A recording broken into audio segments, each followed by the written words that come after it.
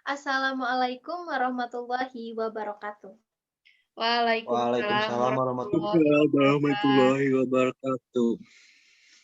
Yang terhormat Dadang Syafarudin SEMM selaku dosen pengampu mata kuliah Manajemen Pemasaran 2. Juga rekan-rekan yang saya hormati.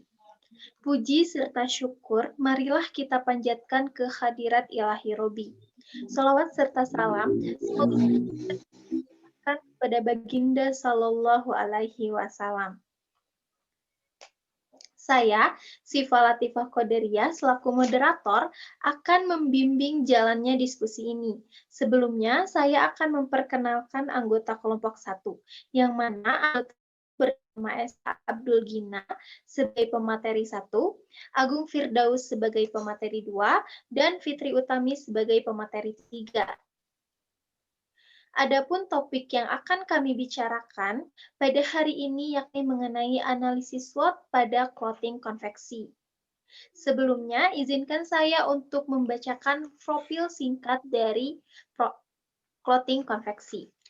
Clothing konveksi merupakan sebuah perusahaan home industry yang aktif dan bergerak dalam bidang pembuatan pakaian atau tekstil konveksi.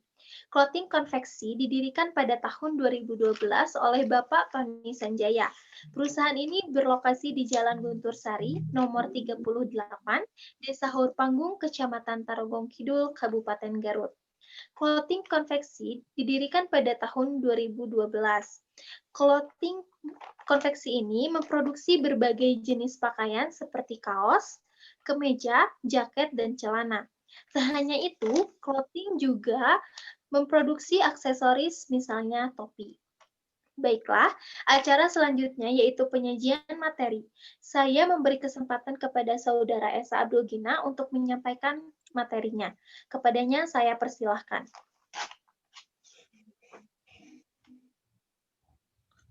Ya, dari pemateri 1 akan menjelaskan tentang analisis SWOT dan yaitu analisis metode ini dibuat pada tahun 1960-an oleh Albert Humphrey dari Stanford Research Institute.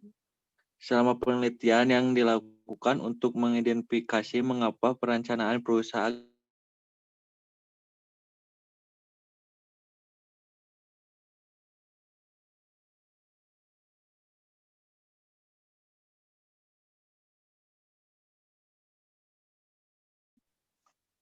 menurut Halter 2019, analisis SWOT Strategies Awareness Opportunity merupakan cara untuk mengamati lingkungan pemasaran internal dan eksternal.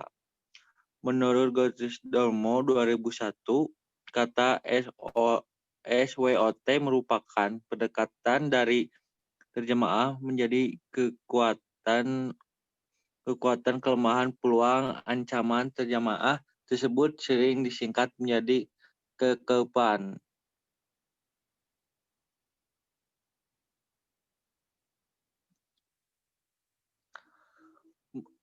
Merupakan alat yang tempat untuk menentukan masalah dari 4 sisi yang berbeda, di mana aplikasinya adalah 1. Bagaimana kekuatan atau strategi yang mampu mengambil keuntungan dari sebuah peluang operations yang ada. 2. Bagaimana cara mengatasi kelemahan weakness yang mencegah keuntungan. 3. Bagaimana kekuatan strategi yang mampu ancaman yang ada. 4. Bagaimana cara mengatasi kelemahan weakness yang mampu membuat ancaman menjadi nyata atau menciptakan sebuah ancaman baru. Dengan saling berhubungan 4 faktor tersebut, maka sebuah analisis ini memberikan kemudahan untuk mewujudkan visi dan misi suatu perusahaan. Manfaat analisis SWOT bagi perusahaan adalah sebagai strategi menentukan masa depan dalam keberlangsungan bisnis. Bagaimana sebuah perusahaan menjalankan strategi misi untuk mencapai tujuan visi perusahaan.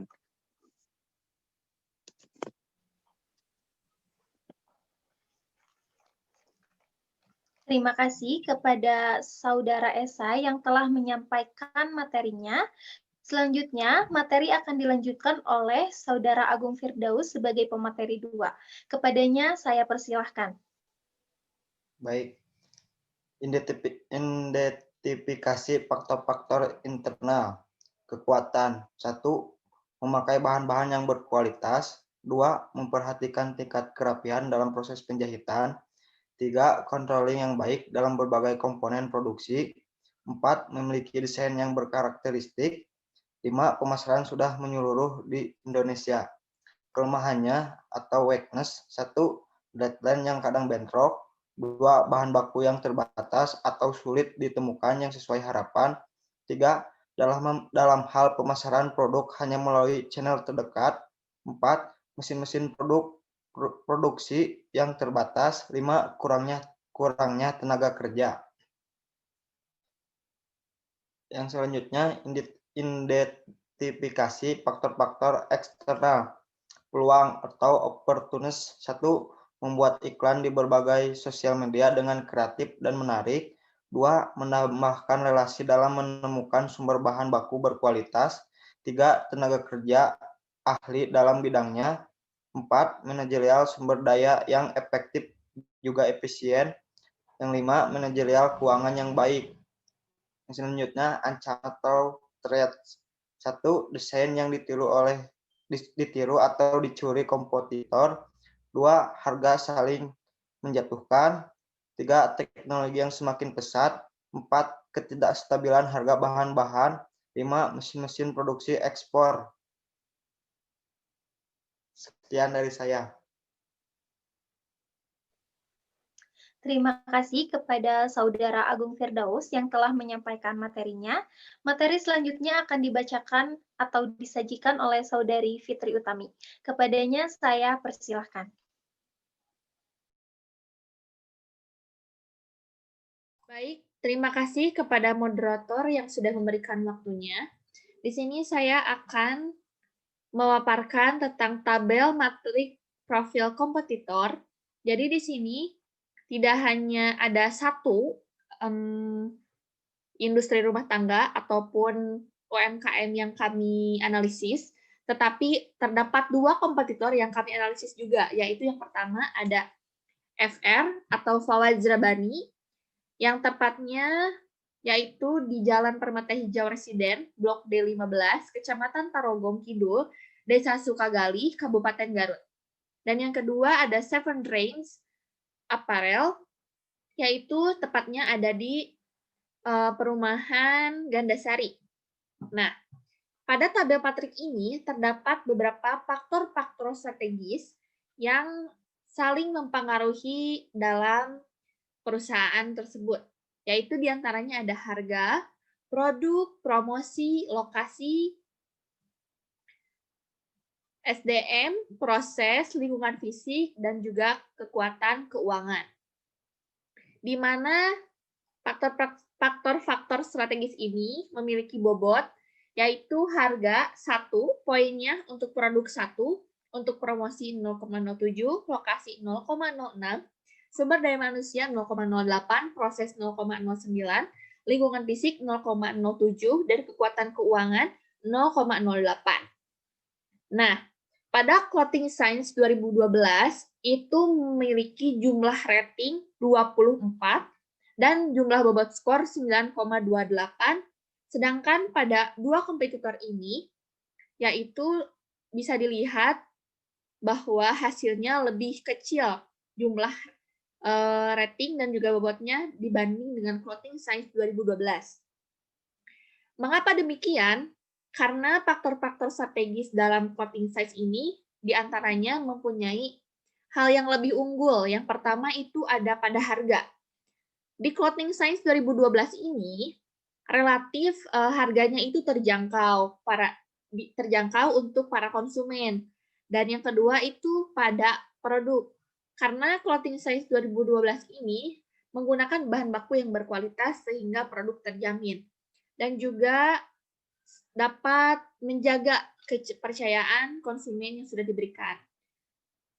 Lalu untuk selanjutnya itu ada IFAS, tabel IFAS, atau tabel Internal Factor Analysis Strategi, di mana yang sudah tadi pemateri 1 dan 2 berikan, itu ada beberapa faktor-faktor kekuatan dan juga kelemahan, seperti bahan-bahan berkualitas, tingkat kerapihan, kontrol yang baik, desain yang berkarakter, juga pemasaran yang sudah menyeluruh. Nah, pada tabel IFAS ini, jumlah bobot kekuatan berjumlah 1,32, sedangkan rating itu berjumlah 17. Dengan demikian, bahwa kekuatan di sini cukup baik untuk perusahaan Clothing Science 2012 ini. Lalu ada kelemahan, yaitu dengan jumlah bobot 1,31 dan jumlah rating 12. Lalu untuk selanjutnya ada tabel External Factor Analysis Strategi atau EFAS. Di sini ada 2 yang tadi juga sudah dipaparkan sebelumnya. Ada peluang dan juga ancaman.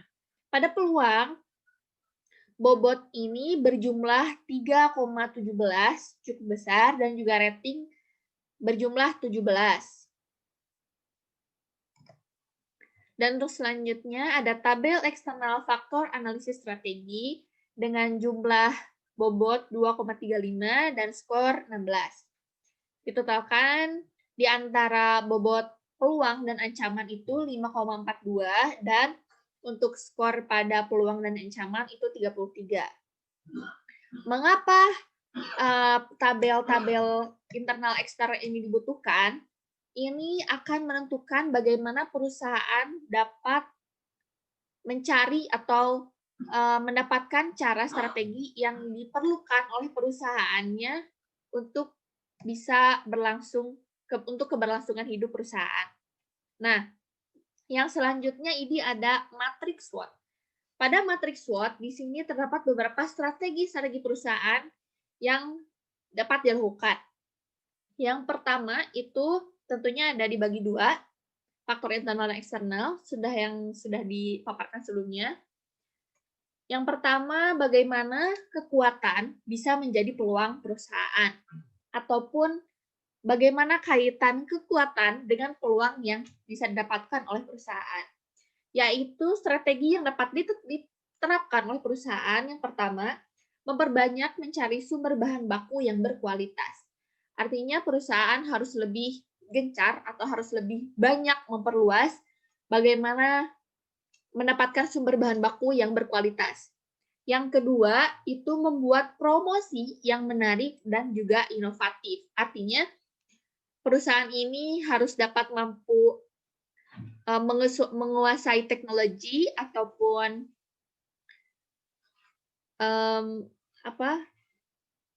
bidang-bidang promosi yang harus dikuasai. Dan yang ketiga, mempertahankan karakteristik perusahaan. Bisa di dalam desain perusahaannya, maupun tingkat kerapihan, pelayanan, itu harus tetap dipertahankan oleh perusahaan. Nah, yang kedua itu bagaimana meminimalisir kelemahan menjadi sebagai peluang. Artinya, di sini strategi yang dapat ditetapkan oleh perusahaan, yang pertama, mempertahankan tenaga kerja yang ahli dalam bidangnya. Yang kedua, mengefisienkan sumber daya yang ada. Dan yang ketiga, mengupgrade atau mengupdate mesin-mesin produksi yang ada. Untuk selanjutnya, itu bagaimana ancaman bisa menjadi sebagai kekuatan bagi perusahaan. Jadi ancaman itu tidak selalu menjadi sebuah hal buruk untuk perusahaan, tapi juga bisa menjadi sebagai kekuatan bagi perusahaan. Di mana strategi-strategi yang dapat ditetapkan yaitu yang pertama, menstabilkan harga dengan manajerial yang tepat. Yang kedua, mengikuti tren atau yang diharapkan pasar. Dan yang ketiga, selalu mempertahankan kualitas barang. Artinya di sini sumber daya manusia sangat berpengaruh. Bagaimana manajerial keuangannya, manajerial pemasarannya, sumber daya manusianya, sumber dayanya juga, produksinya, sumber daya operasinya, itu harus benar-benar harus benar-benar terjaga seperti itu ya. Dan yang terakhir, bagaimana kelemahan itu bisa menjadi sebuah ancaman. Nah, di dalam ini perusahaan dapat menerapkan beberapa strategi. Yang pertama, memaksimalkan waktu produksi. Yang kedua, pengurangan sampah produk agar tidak menyebabkan kerugian pada perusahaan.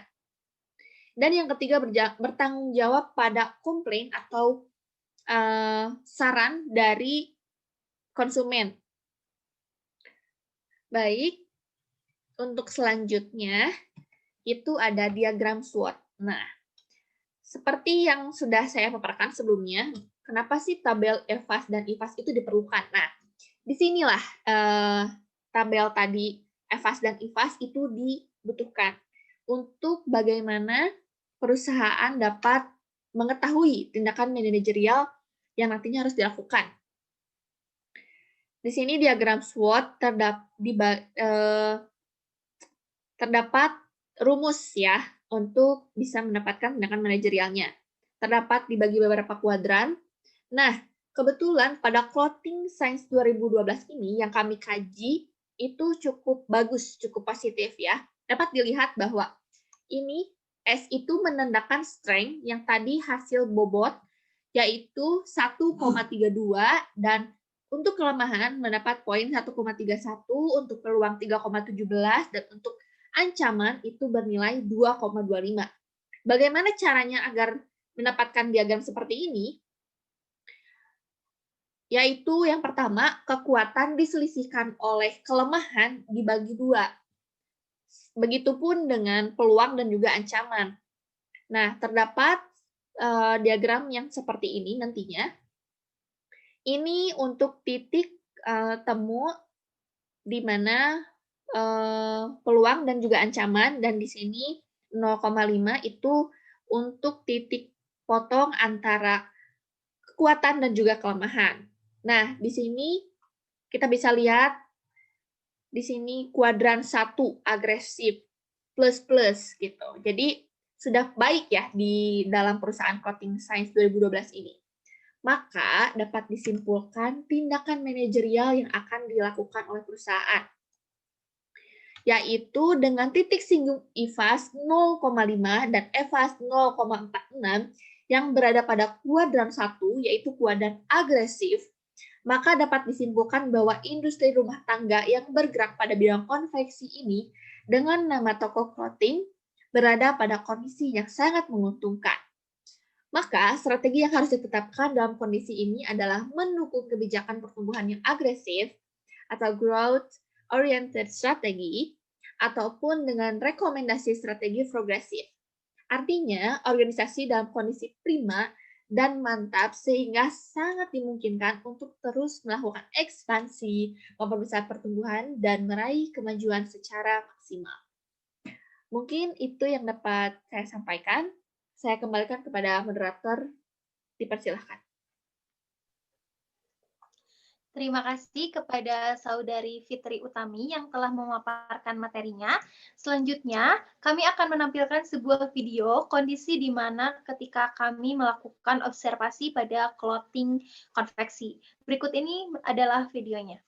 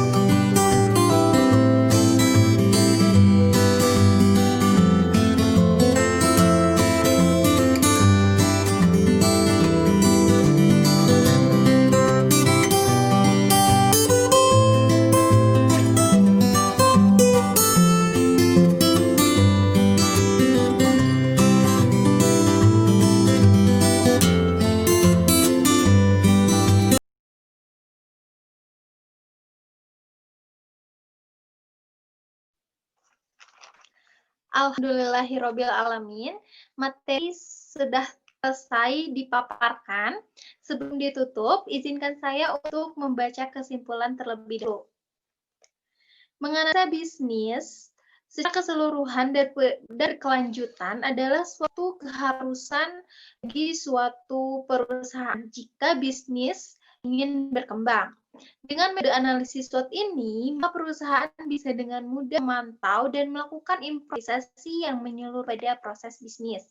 Setelah melakukan analisis SWOT pada clothing konveksi, dapat disimpulkan bahwa clothing konveksi berada pada kuadran 1, yaitu kuadran agresif, di mana strategi yang harus ditetapkan yaitu terus melakukan ekspansi, membesar pertumbuhan, dan meraih kemajuan yang maksimal.